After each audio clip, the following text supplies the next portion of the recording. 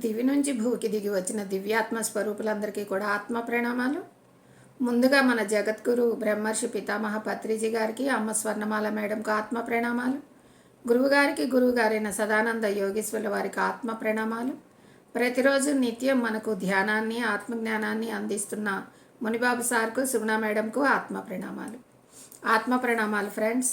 మనం స్వాధ్యాయనంలో భాగంగా ఆత్మాయనం అనే బుక్ చదువుకుంటూ ఉన్నాము. నిన్నటి ఆత్మాయనంలో మరి లోభి తను మరణించిన తర్వాత అక్కడ కూడా అతను బాధపడుతూ ఉండటం, తను వదిలేసిన ఐశ్వర్యాన్ని, మరి అక్కడ ఉన్న బంధువుల్ని వాళ్ళని కూడా చూసి అవన్నీ కూడా ఇంకా తనకు కావాలని ఆశపడటం, తన మితిమీరిన లోభత్వం వల్ల, అత్యాశ వల్ల తనే బాధపడుతూ ఉంటాడని మనం నిన్న చదువుకున్నాము. ఈరోజు అక్కడి నుంచి చదువుకున్నాము. సాధారణంగా కనిపించే మరొక కేసు విపరీతమైన అసూయాపరుడిది. మనం ఒక త్రాగుబోతు గురించి తెలుసుకున్నాము. మరణించిన తర్వాత అతని స్వభావం ఎలా ఉంటుందని, ఒక లోభి ఎలా ఉంటుంది, అతను మరణించిన తర్వాత ఎలా ఉంటుందని నిన్నటి రోజు తెలుసుకున్నాము. ఈరోజు అసూయాపరుడైన అతను మరణిస్తే ఎలా ఉంటుందో ఇప్పుడు తెలుసుకుందాము. సాధారణంగా కనిపించే మరొక కేసు విపరీతమైన అసూయాపరుడిది.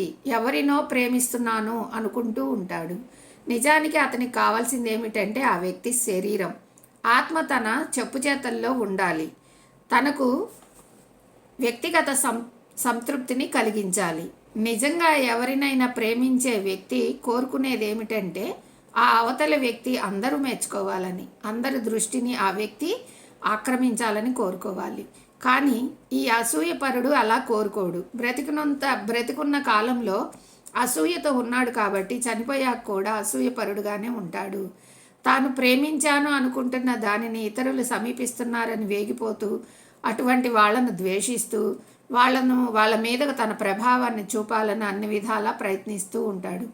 అలా కుదరకపోవటం వల్ల భంగపడుతూ అనవసరంగా హింసను అనుభవిస్తూ ఉంటాడు.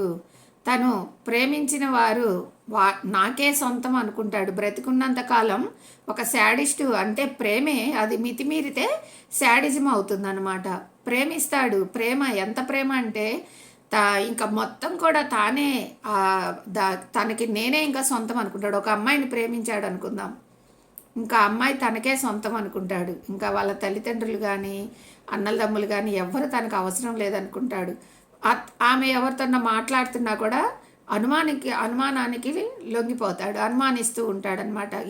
ఇంకా ప్రేమ ఎక్కువైపోయి శాడిజం మాదిరిగా చూపిస్తూ ఉంటాడు. నువ్వు నాతోనే మాట్లాడాలి, నాతోనే తినాలి, నాతోనే ఉండాలి, నువ్వు ఎవరితో మాట్లాడకూడదు, ఎవరిని ప్రేమించకూడదు, ఎవరిని గౌరవించకూడదు, అట్లాగా శాడిజం చూపిస్తూ ఉంటాడనమాట. కానీ అలా ఉండకూడదు. ఎప్పుడైతే ప్రేమ అనేది త్యాగాన్ని కోరుకుంటుంది, ప్రేమిస్తున్నాను అనంటే ఆ వ్యక్తిని అందరూ ప్రేమించేలాగా చూడగలగాలి, చేయగలగాలి, అందరూ గౌరవించేలాగా ఉండాలి, అందరూ ప్రేమభావంతో ఉండేలాగా ఉండాలి, ఆమె కూడా అందరితో ప్రేమభావంతో ఉండేలాగా మెసులుకోవాలి.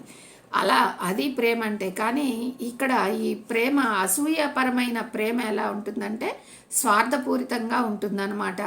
ఇంకా చాలామంది మనం ఇప్పుడు సమాజంలో మనం చూస్తూ ఉన్నాము. నన్ను ప్రేమించకపోతే నేను నిన్ను ప్రేమిస్తున్నాను, నువ్వు నన్ను ప్రేమించకపోతే నీ ముఖం పైన యాసిడ్ పోసేస్తా, లేదా నీ గొంతు కోసి చంపేస్తా, నువ్వు నాకు దక్కకుండా మరొకరికి దక్కటానికి వీల్లేదని చెప్పేసి చంపేస్తూ ఉంటారు. మరి ఇంకా కొంతమంది అయితే ప్రేమించి పెళ్లి చేసుకొని ఆ ప్రేమ పిచ్చి ఎక్కువైపోయి వాళ్ళని గర్భవతి అని కూడా రీసెంట్గా మనం గర్భవతిని ప్రేమించి పెళ్లి చేసుకొని తల్లిదండ్రులని అందరినీ కూడా దూరం చేసుకొని వచ్చిన ఆమెను గర్భవతి 5వ నెల గర్భంతో ఉన్నా కూడా కనికరం లేకుండా ఆ అమ్మాయిని చంపి ముక్కలు ముక్కలుగా చేసి మూసీ నదిలో వేయటం జరిగిందనమాట. దీన్ని ఏమంటారు? పైశాచిక ప్రేమ అంటారనమాట. ప్రేమించటం ఎందుకు, ఎత్తుకెళ్ళటం ఎందుకు, ఆమె జీవితాన్ని నాశనం చేయటం ఎందుకు, ఆమె ప్రాణాలు తీయటం ఎందుకు? దీన్ని అసూయాపరమైన ప్రేమ అని అంటారనమాట. అలాంటి ప్రేమికులు మనకి చాలామంది కనిపిస్తూనే ఉంటారు. కానీ అది నిజమైన ప్రేమ కాదు. వాళ్ళు ఆ దేహం మీద వ్యామోహాన్ని పెంచుకొని ఆ దేహపరమైన ఏదైతే ఉందో అది నాకే కావాలి, నాకే సొంతం కావాలని భ్రమపడుతూ వాళ్ళు ఇలాగ అఘాయిత్యాలు చేస్తూ ఉంటారనమాట. అది ఇక్కడ చెప్తున్నారు. ప్రేమ అనేది ఎప్పుడు కూడా త్యాగంతో కూడుకొని ఉంటుంది. నిజమైన ప్రేమ ఎప్పుడు త్యాగంతో కూడుకొని ఉంటుంది. బ్రతికున్నంత కాలంతో అసూయతో ఉంటాడు. ఇంకా బ్రతికున్నంత కాలం వాడు ఇంకా ఆమెను వేధిస్తూ అట్లా చేస్తూ ఉన్నాడు అనుకుందాము. వాడు మరణించిన తర్వాత కూడా అదే అసూయతో ఉంటాడు. వాడు ఆత్మ కూడా ఆ అమ్మాయి చుట్టూనే తిరుగుతూ ఉంటుంది అనమాట. ఆ అమ్మాయితో ఎవరన్నా మాట్లాడితే అరే ఇది నాది, ఈ వస్తువు నాది అన్నట్టుగా, ఇది నాదిరా నువ్వు దీన్ని జోలికి వెళ్ళొద్దు, దీన్ని ఏం చెయ్యొద్దు, దీంతో మాట్లాడొద్దు అని చెప్పేసి ఆ అమ్మాయి దగ్గరికి వచ్చిన వాళ్ళని ఏదో ఒకటి చెయ్యాలి, వాళ్ళని కూడా హింస పెట్టాలని చెప్పేసి చూస్తూ ఉంటుందంట ఆత్మ. మరి ఎవరన్నా సమీపిస్తుంటే కూడా వాళ్ళ మీద కోపంతో వేగిపోతూ ఉంటారంట. అటువంటి వాళ్ళను ద్వేషిస్తూ వాళ్ళ మీద తన ప్రభావం చూపాలని అన్ని విధాల ప్రయత్నిస్తుంటారు. వాళ్ళని చంపేయాలని, వాళ్ళకి చెడు చేయాలని చెప్పి చూస్తూ ఉంటారు. అలా కుదరకపోవటం వల్ల బెంగపడుతూ ఉంటారు. ఇంకా అట్లా కుదరదు కదా ఆత్మకి. అప్పుడు మనిషి వచ్చి ఆమె దగ్గరికి ఎవరన్నా వచ్చారనుకోండి, అవతలకి నెట్టేస్తే పోదు కదా. ఆ శరీరం నుంచి ఈ ఆత్మ దూరి అవతలకి పోతుంది. కానీ అతను మాత్రం కొంచెం కూడా జరగదనమాట. అందుకని మళ్ళీ అక్కడ బెంగపోతూ ఉంటారు, దిగులు పడుతూ ఉంటారు. అయ్యో నేను వాడిని ఏం చేయలేకపోయానే, ఈమెను ఏం చేయలేకపోతున్నానే, నేను చెప్పాలనుకుని చెప్పలేకపోతున్నానే, నా మాటలు వాళ్ళు వింటలేదని చెప్పేసి బెంగపడుతూ ఉంటారంట. అనవసరంగా హింసను అనుభవిస్తూ ఉంటారు. అది హింస, అది నరకం.